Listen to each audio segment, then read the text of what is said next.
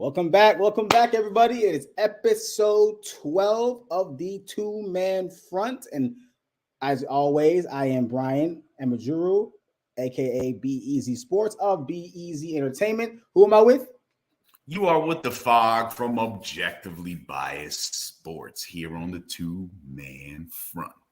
Of course, it's one half of the two-man front. So let's go ahead and jump right into it. Let's not waste any time. But first, look, leave a comment below. We want you guys to be engaged in this discussion. We feel like this is going to be a good one. We feel like this is going to be one that's going to get a lot of feedback.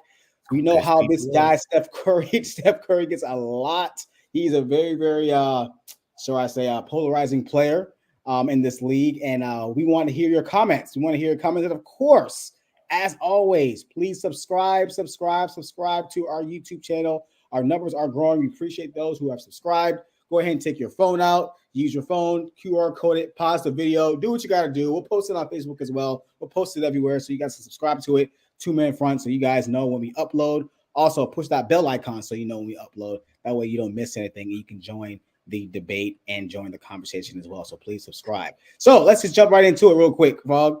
Let's jump into it. So the other day, actually, was it today? Yesterday, I don't know. Was it today or yesterday? I think it was yesterday. Yesterday. I put a poll up. Pretty much highlighting Steph Curry's career, right? And I did a little bit of hypothetical thinking, right? All right. So I put a poll up asking the question. I'm going to show the poll in a minute. Could Steph Curry join the GOAT conversation with his fifth ring? Now, let me show you the poll results real quick. Let me go and share that side real quick. Here are the poll results. And I actually put some of Steph Curry's accolades up there as well. So I said, if Steph Curry wins his fifth NBA title, second post KD, second finals MVP, let's assume that he's going to win it because he probably will. In your opinion, would he enter the blank? Your list. This is according to your list. Nobody else's list, obviously. It's all opinionated. Your list. And I even put some of Steph Curry's biggest accomplishments, highlights. 4-time NBA champion, obviously finals MVP last year, 2-time MVP, won unanimous in 2016, 9-time All-Star, 7-time All-NBA, I believe it's 4-time first-team All-NBA, 2-time scoring champion, NBA steal leader, 50-40 club, very rare club out there, and also universally known as the greatest shooter of all time. All right, with that being said, here are the results. There are some who think he could be in the GOAT conversation, and I'm going to get to that in a minute. Top 10 is the majority, and I think that's fair, but we'll see. I think he would enter my top 5, top 15, and of course, I'm going to let the guy next to me or whichever side he's on right now on the screen, whichever side he's on, I'm going to let him explain why. I'm going to embarrass him real quick. I'm going to show his name. I'm going to let him explain why him and his brother say that Steph Curry is literally outside the top 20. So, Fog, with all due respect, without further ado, please explain to these people why you're a hater. Damn, that's disrespectful. I am not a hater of Steph Curry. I actually like Steph Curry. The problem is people don't, light skin don't win. They don't give light skin enough credit. But look, I interpreted that first top 20 or out, not outside of the top 20. So that's his top. You said out. Why? Okay, I'm sorry. Yeah, so top 20 or out. Outside. I have no problem with him being in the top 20. I actually don't have a problem with him being in the top 15. I debated on pushing top 15, but for entertainment purposes, I said, fuck it, I'm hitting 20. But I'm just going to give you a list of names, Brian. Just a list of names before I even dive in to the accolades, because again, he's a very accomplished athlete. There's no question about that. He's one of the more accomplished players in the NBA. Just on accomplishments alone and the names I'm about to read off, he is more than likely off of the accolades deserving to be in the top 15. But here's some names, Brian. Obviously, no particular order, but Michael Jordan, Akron, a.k.a. LeBron James, Wilt Chamberlain, Kareem Abdul-Jabbar, Bill Russell, Larry Bird, Magic Johnson, Shaquille O'Neal, Kobe Bryant, Tim Duncan, Akeem Olajuwon. Just off of those names alone, I'm not putting him ahead of any of those guys. I just ran off, 11 names? Okay. Do you think he's ahead of any of those players? So as of right now, today, yes, I have Steph Curry right outside my top 10. So he's actually in front of Olajuwon. Okay, he's in front of Olajuwon. Yeah. Then we're going to need to do a separate show. He's number 11. He's like, look, honestly, before you begin, honestly, Steph Curry is like, he's like 10-ish. Like right now, I have Shaq at 10. Right, I have Shaq at 10 and I have Kobe at 9. So Steph Curry, one more ring, one more Finals MVP, it would put him 5 with Kobe, 5 with Magic, 5 with Duncan, 5 with I believe Kareem had 6. Jordan had 6. Right, so he would be up there with some pretty big names, like some guys you just mentioned. Right, obviously more than Hakeem. Right, so Steph Curry is like right outside my top 10. Right outside, he's knocking on the door. So you've got Oscar Robertson, Kevin Durant, Jerry West, Karl Malone, Kevin Garnett. All in front of him.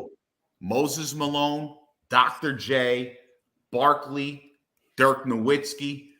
These are all players. Again, context is important, B. So just going off the accolades alone and what these athletes did and what they did with their teams. Okay. Right? I'm gonna put a guy out there. I didn't mention his name because I ranked Steph Curry ahead of him.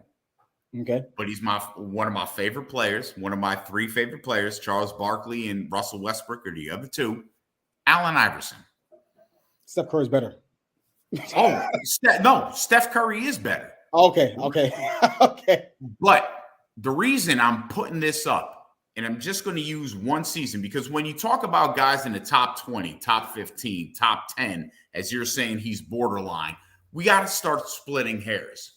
Well, Steph Curry was a part of the undeniably most epic collapse in NBA Finals history. No, B, because listen, I'm one that I get it. I'm one that's consistent with this because we kill Akron for his failures. And everyone throws him with Jordan and say, well, Jordan didn't fail when it counted most. Well, you had, quote unquote, a super team, and you got dusted up 3-1 by Akron, Kyrie, and a whole bunch of just G League players. Oh, come on. That Cavs team was not, they weren't bad. They were not a bad basketball. Go ahead. Listen, they weren't, Akron was on better teams and more star-studded teams than that Cleveland team that won that year. Could you agree with that? He says that he's basically saying LeBron had better teams. Yeah, I'll give that. Sure. So you lost that. Not only did you lose that, but here's an important part, because you talk about steals and people knock Allen Iverson for his steals because they say, oh, well, he wasn't a good defensive player. Well, Steph Curry is even a lesser defensive player than Allen Iverson, but he led the league in steals. That's because of the way the team was constructed around him. Same way the team was constructed around Iverson. Well, here's some irony for you. Allen Iverson won the MVP the year his team went to the championship.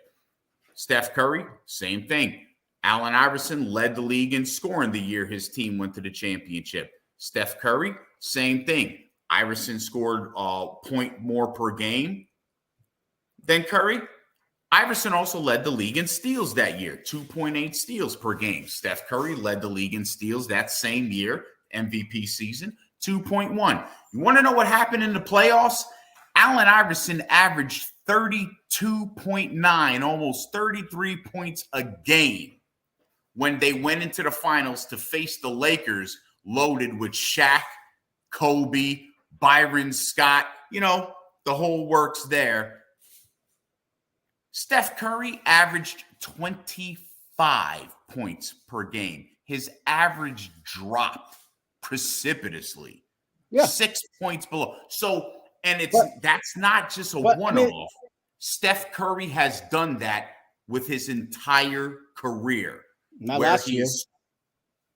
Not last year, and not last year, and not 2018 and 2017, 2018. His points per game were lower than his regular season points per game. Like, what are we talking about? Splitting hairs, like you said?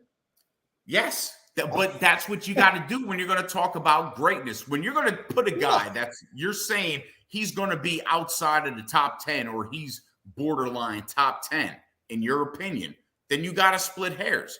Well, once you start breaking down things, Steph Curry falls off when it comes playoff time. You know what the names that I mentioned didn't do at such a precipitous level, it's a high rate dropping off on scoring, on shooting percentage, or on assists? Their numbers didn't fall, or if it fell in a minute level. Kobe Bryant's numbers dropped ever so little. Steph Curry's numbers from regular season to playoff drop dramatically. So and I'm still saying Steph Curry's a much better player than Allen Iverson, because Allen Iverson barely cracks my top 30 of all time. Why would I turn around and say Steph Curry is top 15 all time? I could understand the argument, but at this point, his career is what his career is. Whether he wins another championship or not is not going to change or shouldn't change. He's 11 years into his career. He's only got maybe 6 or 7 years left, and that's going to be the twilight aspect of his career. Okay. So winning another championship shouldn't change your opinion or sway it either way. It's the same stupid argument people made for Peyton Manning. He needed another chip. He got a participation trophy for that goddamn Super Bowl. The second one for Manning was BS. But that's what I'm saying. They said he needed that to lament his career. No, the fuck he didn't. I think most logical people understand what that ring with Peyton Manning was, a ring that he was carried by that defense. Like, he would, like, all year long. We remember that year. Yes. I don't want to move too far from this, but all year long he was carried. Steph Curry's never been carried. No, Steph Curry's never been carried, but Steph Curry has also never been the carrier of his team up until last season. The carrier of his team? Wait a minute. Wait. He's never been the carrier of his team? In terms of what? When it comes to the playoffs, when he gets to the playoffs, his playoff numbers are fine. He's never been the guy that carried that team. His playoff numbers have always been fine. There are maybe, like you say, a smidge lower, but I think that's going to happen to a lot of people, a lot of players. That's nitpicky. I will admit, this has been my criticism of Steph Curry. Honestly, this is probably why Steph Curry is not in my top 10, because I have said his finals appearances, his finals performances pre-KD, right? Pre-KD, because when KD was there, he was fine. He was great. I mean, honestly, right? You have KD. Well, of course, because he wasn't the number one guy. There was no pressure, right? Yeah, I know. I get that. But he was still spectacular, though. Let's not pretend. And he probably should have won MVP 2018. I think they were hating. I don't think KD should have won. 2018. I don't think KD should have won that one. Finals MVP. That should have been Steph. Steph was great in those finals against the Cavs that year, but they gave it to KD. But that's here nor there. I will admit he was awful against in 2016 in games 5, 6, and 7. Terrible. He was awful. He was terrible, right? He was not terrible, but like to his standards, he didn't come through. Even in 2015, when they won it for the first time against LeBron, when he lost Kevin Love and Kyrie. Steph wasn't great. I mean, he had his moments, but he wasn't great. But they gave it to Andre Iguodala, even though I feel like that was a little, I don't know. I have my reservations about that, why they gave it to Andre Iguodala, but he didn't win it, right? He didn't win it for a reason. He wasn't like spectacular. But let me counter some things you said about Steph Curry, right? To why I believe he is just hovering outside the top 10. Outside the accolades. And I mean, look, I have the accolades right here. I was prepared. I wanted to show them real quick, just to give people a reminder of what Steph Curry has done in his like illustrious career, right? This is what he's done, right? 4-time, I'm not going to read it all, right? Just read it for yourselves, right? And this is his Google resume. is at your fingertips, people. You can Google that and the names I read off and compare. Absolutely. But like you said, context matters, right? Context matters in this conversation, right? Here's why. First of all, I'm going to start with defense. There was once upon a time, Steph Curry was not a great defender.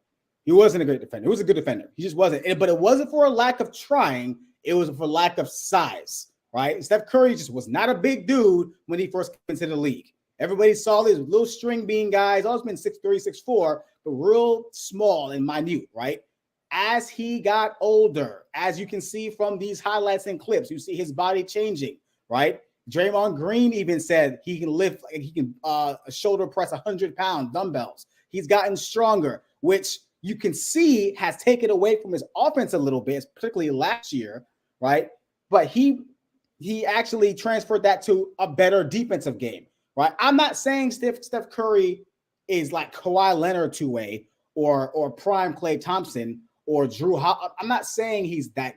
I'm not saying he's not even close to that. I'm not saying he's that. What I'm saying is Steph Curry is a much better complete player today than what he was 4 years ago, right? 4 or 5 years ago. And last year, he proved it last year. Last year, he proved it when he had a 99.5 defensive rating. And he had the best defensive rating last year for a guard outside of guess who? His own teammate and Gary Payton Jr., right? So this guy last year, and you saw it. You saw him on the perimeter defense where he was great against Celtics. He was great against Tatum. He was great against Brown, right? He was active. He was disruptive, right? His hands were in the lane. Everything you saw Steph Curry do, right, showed you that his defense has gotten much better, right? Much better. And for me, that was always Steph Curry's like knock for me, was that solid offensive player, very limited defensive play. I don't think that's the case as much anymore.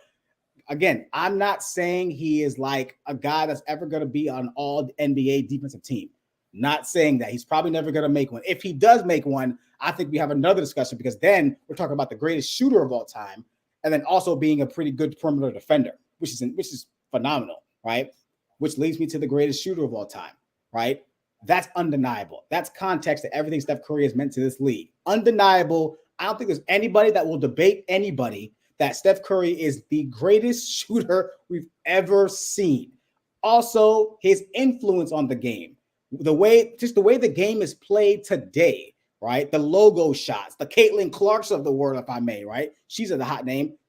We're calling her Steph Curry, shooting from the logo, right? But no one does it as good as him because he's the only guy I've seen that can break you down with his very underrated handles, probably some top 5 handles of all time, honestly, can break you down as you're seeing right here and literally just shoot it right in your face, right over you with ease, right?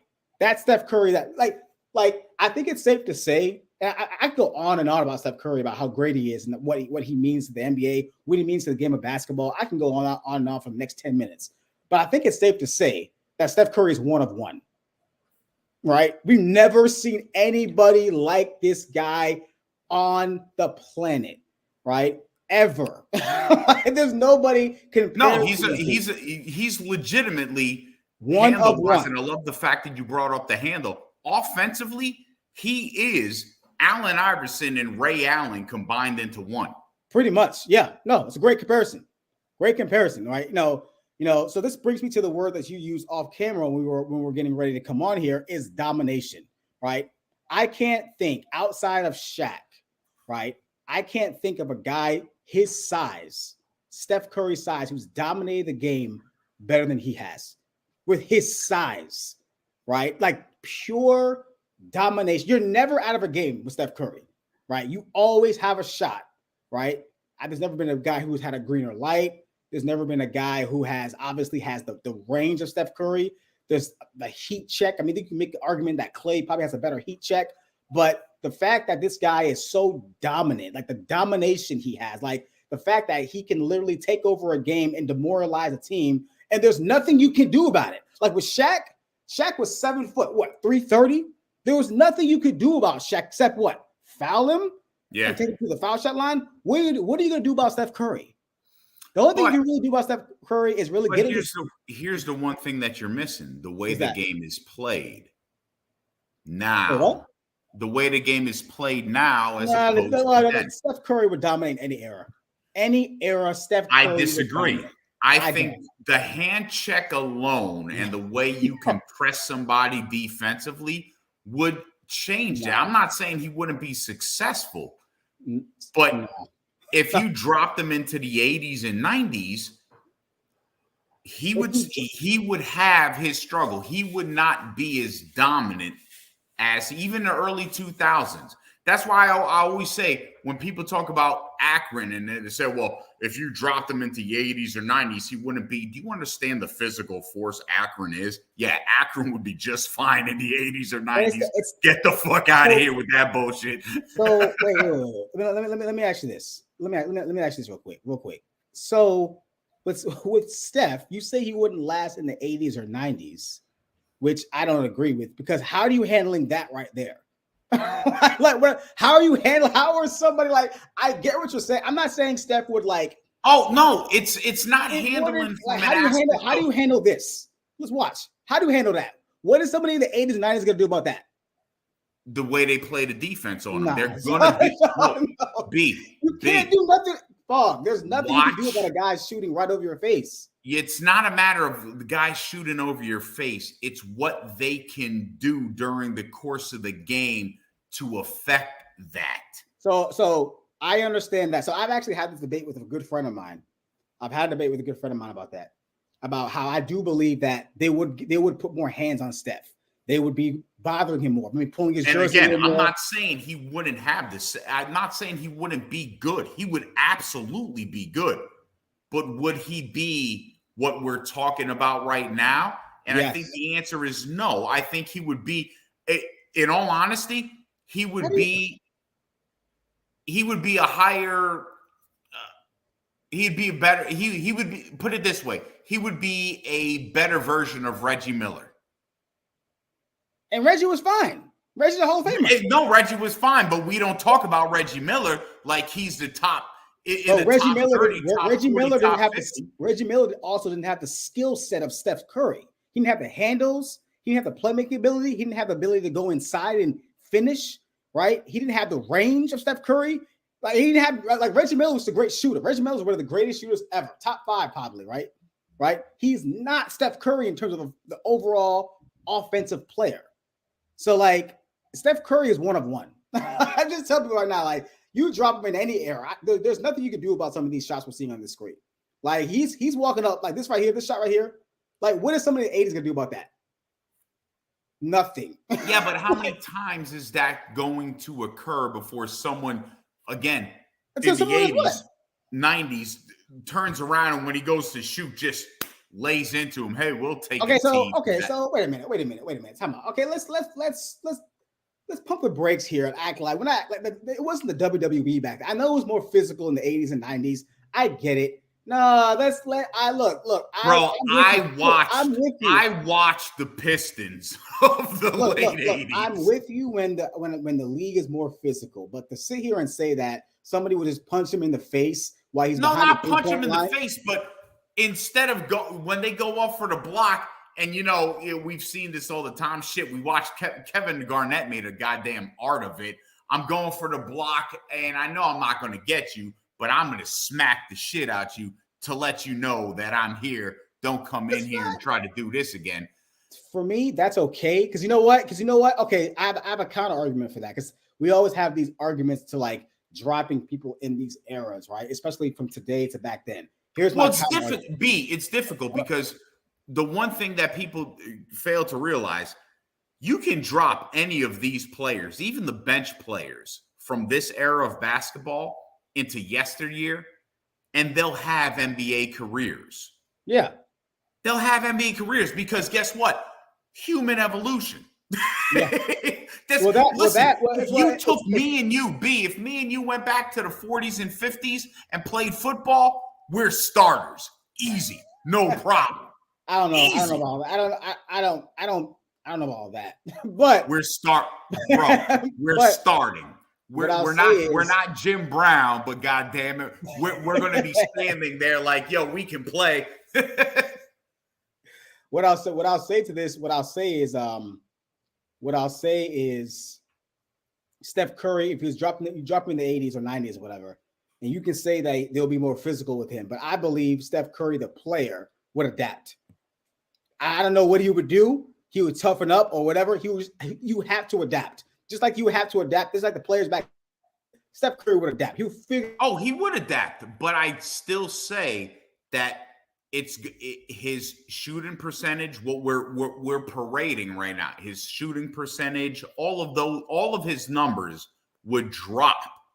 They would go down. They would not remain the same. And that's all I'm saying. They're not going to remain the same, so we're not going to be having the same conversation. And again, when it comes to championships, we would need to know who's coaching, what the personnel is around him. What do you mean this year? No. If we dropped him into another era, we need to know all those other factors too, because there's a big difference if he's got a Lenny Wilkins or a Rudy Tomjanovich coaching him, as opposed to some Joe Schmo that got fired. Well, look, let me just say this. Let me just say this before we end this. I know one thing, and this is no knock on guys like Larry Bird, no knock on him, right? Larry Bird lasted. He was the most athletic guy in the 80s and 90s, and he got buckets. So if Larry Bird's getting buckets in the 80s and 90s, don't tell me Steph Curry's not getting buckets in the 80s and 90s. I know what you're saying. I know what you're saying. I know what you're saying that he would still get buckets. But if Larry Bird is like, people underrate Larry Bird. I think they underrate his athleticism. I think they just like severely underrate his toughness and his athleticism. But it's part of why he couldn't make it. It's part of why his body broke the fuck down. I mean, he played along. He did play along. He played along, and that, you're right. He played more physical, but that shot right there just saw. There's nothing you can do about that. I think Steph Curry was just fine. No, I don't debate Steph Curry being the greatest shooter of all time. Like I said, that in itself would help him in any other era that he was playing. He would destroy it. Yeah. If we're just talking about numbers, then I mean, when his numbers go down, I don't know. I don't really. But again, while we're talking about a guy who's the greatest shooter, right? Greatest shooter. It's not even debatable. Greatest shooter of all time. How many times did he lead the league in scoring? Twice. How many times did he score over 30 points per game? Twice. Steph Curry. He's a low percentage shot taker. So like he's not this big men usually lead the league in scoring every year, or guys who are the size like LeBron or Luka or something like that, because they're bigger and they can get to the hole. That's fine. But a guy like Steph Curry and Allen Iverson, they're small. They're low percentage shot makers. So they're going to shoot a lot of threes. They're going to shoot a lot of jumpers because they don't go to the basket a lot.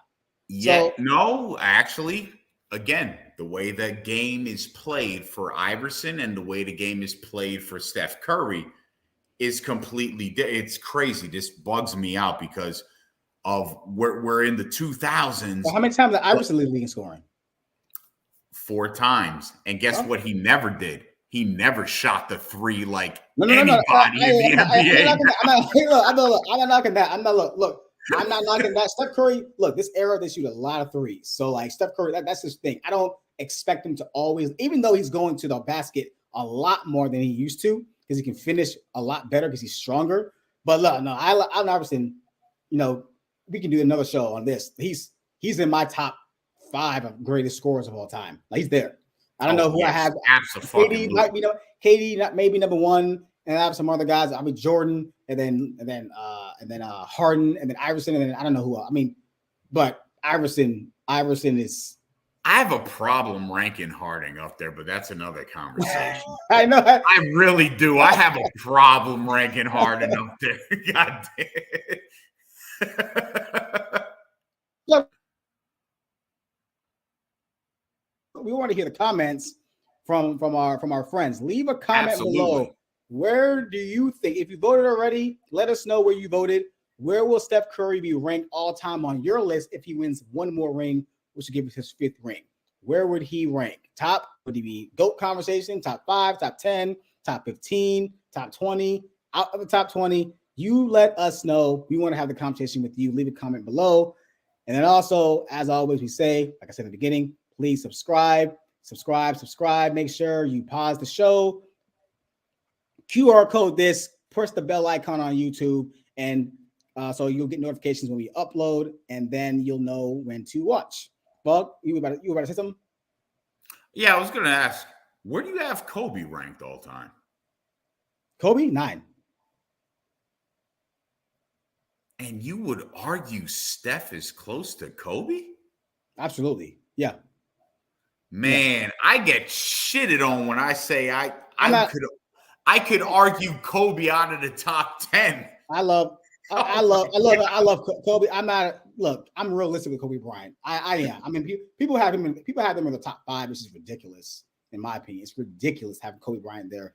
And it's a lot of nostalgia. It's the Jordan factor. It's, it's his untimely passing. We can get into that later. But Kobe Bryant. The sequel has never been better than the original. Yeah, ever. Not even close. Most second acts we complain about and say, wow, man, the first one was so much better. And some people have Kobe as their GOAT, but I think those people are just mega fans. I don't pay attention to them. But that's all we got for you guys tonight. Thank you guys for joining us. Please, again, leave a comment below and join in the discussion, and we'll join in the discussion with you as you're watching this video. But that will do it for us tonight. I am Be Easy. This is The Fog from Objectively Biased Sports, and we'll see you guys next time on the Two Man Front.